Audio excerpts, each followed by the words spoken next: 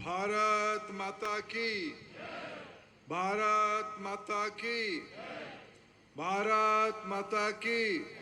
नरेंद्र मोदी जिंदाबाद, नरेंद्र मोदी जिंदाबाद, नरेंद्र मोदी जिंदाबाद।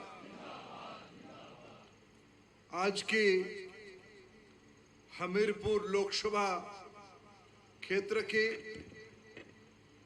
17 विधानसभाओं की सभी बूथों की परम आदरणीय त्रिदेव कार्यकर्ताओं के सम्मेलन में मंच पे उपस्थित हिमाचल प्रदेश के लोकप्रिय मुख्यमंत्री, हम सभी के नेता, मेरे बड़े भाई श्री जयराम ठाकुर जी, प्रदेश के अध्यक्ष, शिमला के लोकसभा के सदस्य आदरणीय सुरेश कश्यप जी,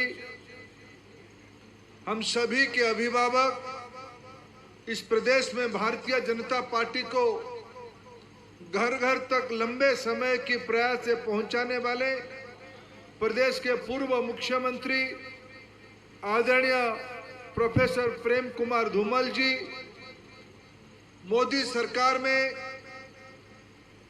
युवा व्यापार सूचना प्रसारण विभाग के कैबिनेट मंत्री, मेरे अत्यंत मित्र छोटे भाई अनुराग ठाकुर जी, संगठन के प्रदेश के सह प्रभारी आदरणीय संजय टंडन जी, प्रदेश के वरिष्ठ मंत्री महेंद्र ठाकुर जी, वीरेंद्र कनवर जी, विक्रम ठाकुर जी, राजेंद्र गर्ग जी, प्रदेश के पूर्व अध्यक्ष, अभी इस पार्लियामेंट के पालक मेरे मित्र सतपाल सत्ती जी, नवनिर्वाचित राज्यसभा सदस्य आदरणीय सिकंदर कुमार जी, इस सभा के संचालक आदरणीय तिलोक जम्वाल जी, हमारे बीच में उपस्थित पार्टी के प्रदेश के संगठन मंत्री पवन राणा जी, वरिष्ठ नेता रमेश ज्वाला जी, कमलेश जी, रविंद्र रवि जी, बलदेव शर्मा जी, जिला के अध्यक्ष, शहर के विधायक आदरणीय नरेंद्र ठाकुर जी, विधायक मित्र बलवीर चौधरी जी, राजेश ठाकुर जी, सुभाष ठाकुर जी, कोतवाल जी, रणधीर शर्मा जी, पूर्व विधायक, और इस कार्यक्रम में उपस्थित कार्यकर्ता भाइयों और बहनों, युवा साथीगण, पत्रकार साथीगण, मैं आप सभी का इस त्रिदेव सम्मेलन में स्वागत करता हूं। मित्रों, मैं लंबे समय तक पार्टी की संगठन की निचले इकाई से राष्ट्रीय महामंत्री की भूमिका में काम किया हूं।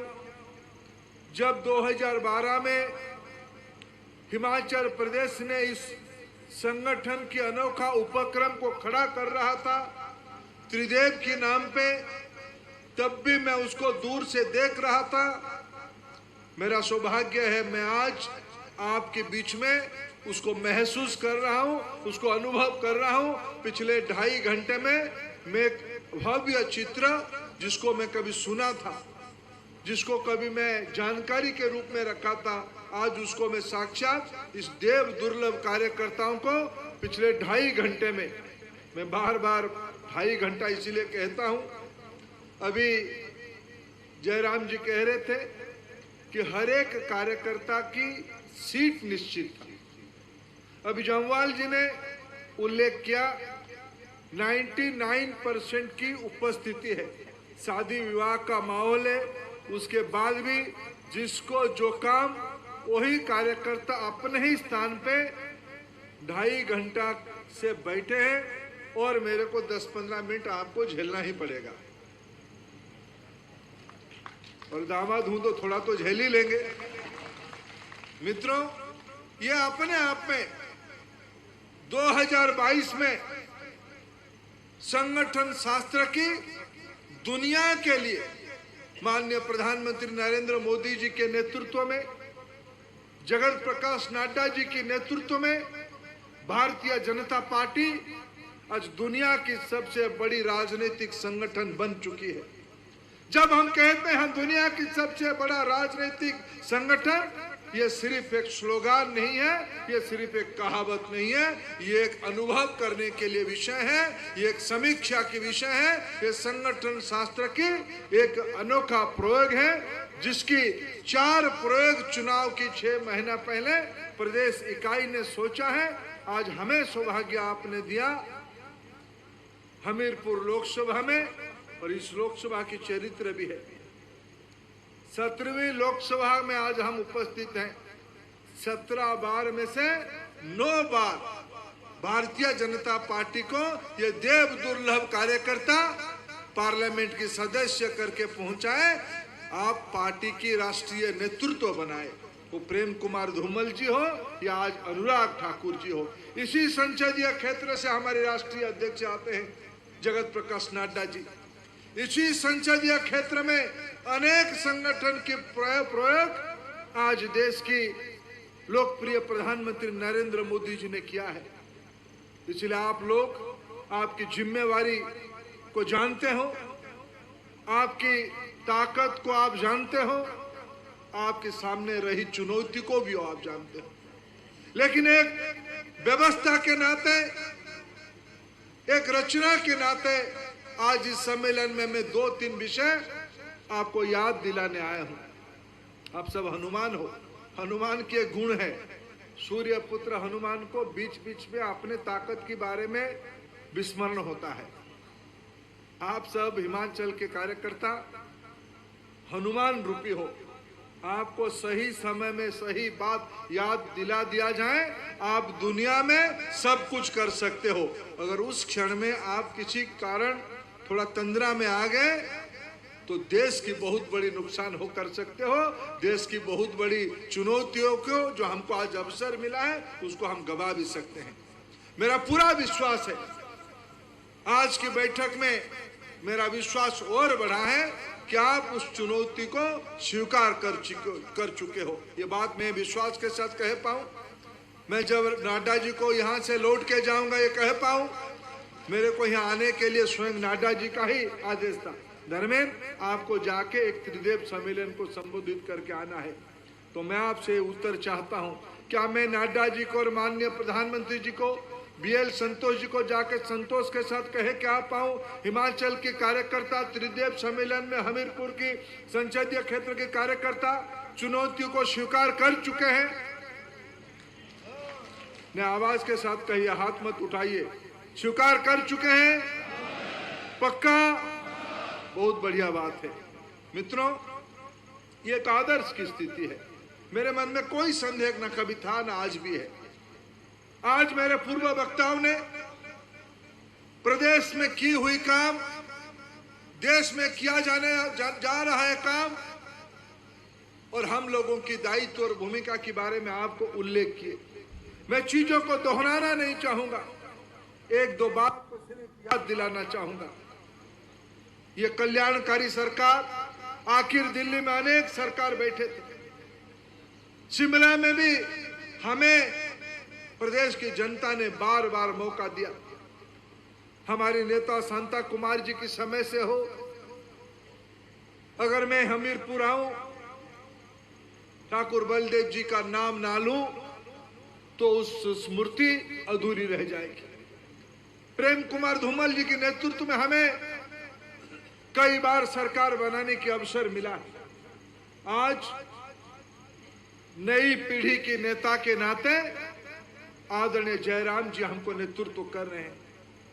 हमें कभी इसको सत्ता नहीं माना, हमने उसको सेवा ही माना।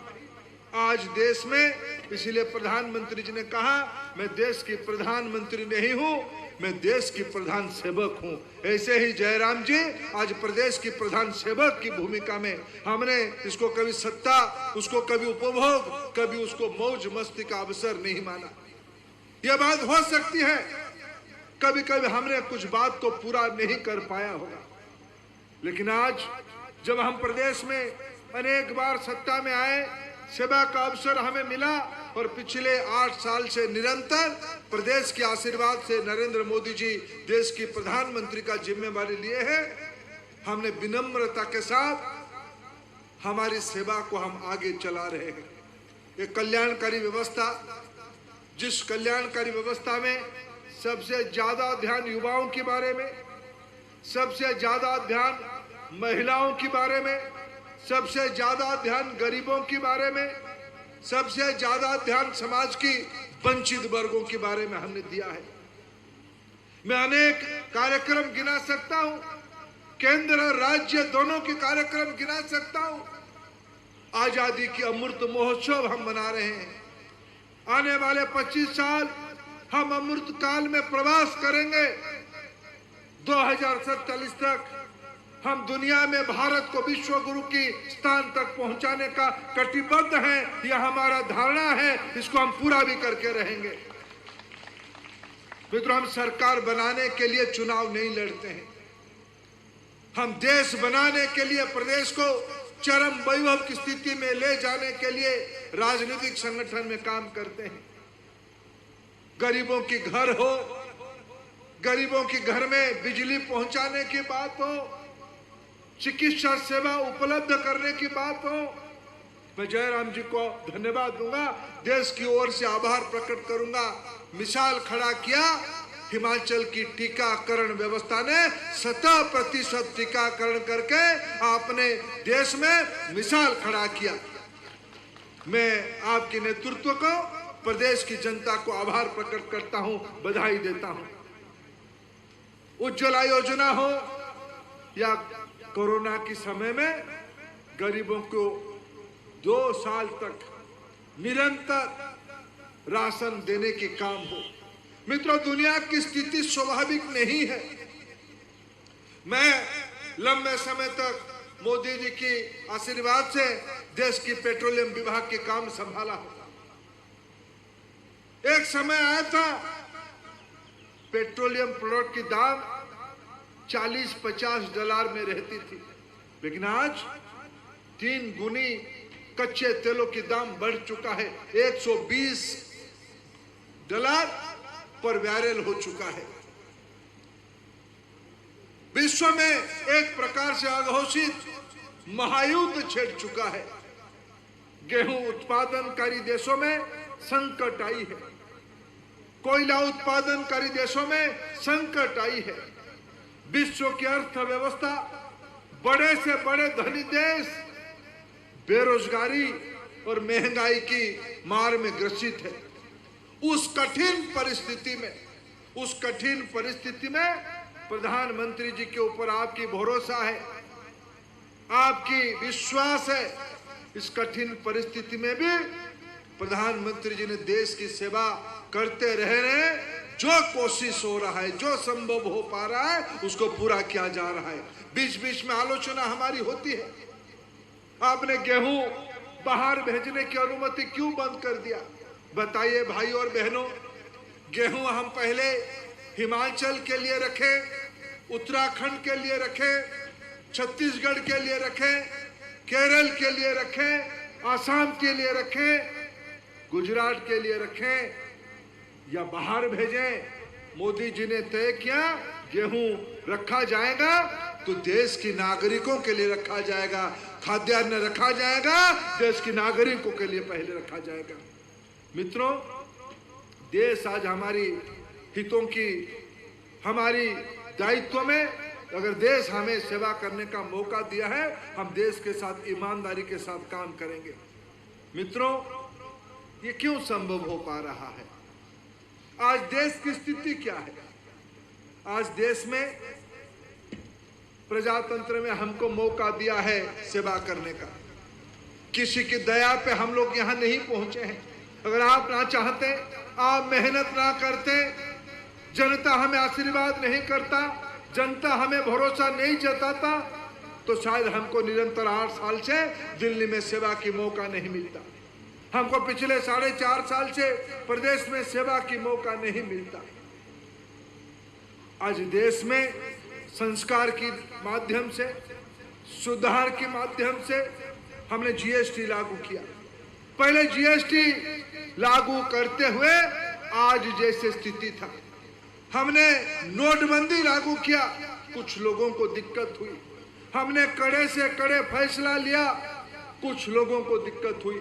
लेकिन मैं आभार करूंगा देश की जनता को, जनता ने साथ दिया। जनता ने मोदी जी पे भरोसा जताया। कैसे नहीं भरोसा जताते हैं मित्रों। आज देखिए, एक संजोग की बात है, मैं एक भावना की बात कहना चाहूंगा। 2 दिन पहले मोदी जी गुजरात गए थे। धर्मशाला से सीधा यहीं से उठ के गुजरात गए थे। गुजरात में उन्होंने अपनी मां की शतायु के अवसर पे आशीर्वाद लेने के गए थे, उनकी चरण बंदन करने के लिए गए थे। देश की जनता ने उस चित्र को देखा है। उन्होंने एक भावना की बात लिखी है। उन्होंने देश के अखबारों ने, मैं मीडिया के मित्रों को धन्यवाद देता हूं, उन्होंने उसको छापा है। मैंने भी उसको पढ़ा। उसमें 2-3 वाक्य मैं आपके सामने उद्धृत करना चाहूंगा। उन्होंने कहा है, मेरे मां कभी स्कूल नहीं गई। मेरे मां की एक ही चिंता था, मेरे मां दूसरों के घर में बर्तन मांजती थी। हमारे घर के ऊपर छत नहीं होता था। बारिशों के दिनों में मेरे मां घर के नीचे बाल्टी बर्तन रख के हमको सुरक्षित करती थी। गर्मियों के दिनों में छत को ठीक करके हमको धूप से बचाते थे, गर्मी से बचाते थे। मित्रों, ऐसे गरीब घर से आया हुआ व्यक्ति, गरीब मां का बेटा जब देश की मुखिया बनता है तो देश की गरीबों के बारे में चिंता करता है, माताओं के बारे में चिंता करता है, नई पीढ़ी के बारे में चिंता करता है, ये देश कैसे सुरक्षित रहेगा। मैं आपको, आपके माध्यम से प्रदेश की जनता को, विशेष करके हिमाचल में एक विषय को उल्लेख करना चाहूंगा, जिसके बारे में मेरे मित्र अनुराग जी ने भी कुछ चर्चा किया। ये भूमि देवभूमि है, मातृशक्ति का शक्तिपीठ है, 5-5 देवियों की श्रद्धा केंद्र की ये भूमि है। मित्रों, दूसरे कारण से भी इस भूमि को देश की जनता नमन करता है। इस भूमि की वीर सपूतों के कारण, भारत की सेना में आपकी योगदान देश कभी भूल नहीं सकता है, ना उस कर्ज से कभी आपको मुक्त भी नहीं कर सकता। आप, देश आपके कर्जदार है, आपकी सेवा के कारण देश आज सुरक्षित है। मित्रों, सेना की एवरेज आयु 32-33 साल हो चुकी है। दुनिया के तरीके बदल चुके हैं। आज एक टैंक की रोक दूसरे टैंक नहीं करता है, एक टैंक की रोक एक छोटी सी द्रोण करता है। आज युद्ध की तरीके बदल चुके हैं। टेक्नोलॉजी आज एक महत्वपूर्ण अनिवार्य चीज युद्ध की तरीके में आ चुका है। पिछले कई सालों की विमर्श के उपरांत सरकार को लगी, सेना की, नौसेना की, वायुसेना की मुखियाओं को लगा कि हमारे देश के नौजवानों को, सेना को नौजवान बनाना पड़ेगा। तय हुआ 32 साल से उसको घटा के 20 पर 25, 26, 27 की कैटेगरी में लाने के लिए एक नई पद्धति लाया गया है। अग्निपथ की योजना लाई गई है, अग्निवीरों की कल्पना किया गया है। सेना को मजबूत करने के लिए, सेना को लड़ाकू करने के लिए, सेना को विश्व स्तरीय लड़ाकू ताकत देने के लिए, टेक्नोलॉजी से भरने के लिए, आधुनिक करने के लिए, साहसी करने के लिए, निडर करने के लिए आज की जो आवश्यकता है, सेना हमारी सदैव साहसी रहा है, निडर रहा है, निस्वार्थी रहा है, समर्पित रहा है। लेकिन समय के हिसाब से उसको बदलने की भी आवश्यकता है। इसलिए अग्निवीरों की कल्पना की गई। 100 में से 25 4 साल की सेना की समय के बाद स्थायी रूप में सेना में चले जाएंगे। बाकी 25 का 75 का क्या होगा? उसके बारे में अनुराग जी ने कुछ उल्लेख कर रहे थे। मैं 2-3 विषय उसमें जोड़ना चाहता हूं, जिम्मेवारी के साथ जोड़ना चाहता हूं। मैं उस विमर्श का भी हिस्सा हूं। सेना की आधुनिक बनाने में, अग्निपथ की योजना लाने में शिक्षा विभाग से भी विमर्श हुई थी। हमें दायित्व दिया गया प्रधानमंत्री जी की ओर से, अमूमन जो सेना में ज्वाइन करते हैं सैनिक के रूप में 10वीं पास करके जाते हैं, 12वीं पास करके जाते हैं, ग्रेजुएशन भी कुछ मित्र करके जाते हैं। उस 4 साल के अंदर जो 10वीं पास करके नौजवान सेना में शामिल होगा अग्निवीर में, जब वो 4 साल पूरा करेगा, वो 10वीं पास किया हुआ होगा तो उसको 12वीं की सर्टिफिकेट उस 4 साल के बाद ऐसे ही मिलने वाला है। अगर वो 12वीं पास किया है, उस 4 साल की जो प्रशिक्षण उनको मिला, देश में राष्ट्रीय शिक्षा नीति आ चुकी है। उस शिक्षा नीति में ये उल्लेख किया गया है, आज काम के अनुभव को भी पढ़ाई के बराबर की माना जाएगा। क्रेडिट फ्रेमवर्क नया बनाया जा रहा है। रोजमर्रा की जिंदगी में जो काम हम करते हैं, उस काम का भी अनुभव को क्रेडिट में कन्वर्ट किया जाएगा, एक्सपीरियंस को क्रेडिट में कन्वर्ट किया जाएगा। उस 4 साल की ऑन जॉब एक्सपीरियंस को भी क्रेडिट में कन्वर्ट किया जाएगा, उसको भी शिक्षा की दर्जा मिलेगा।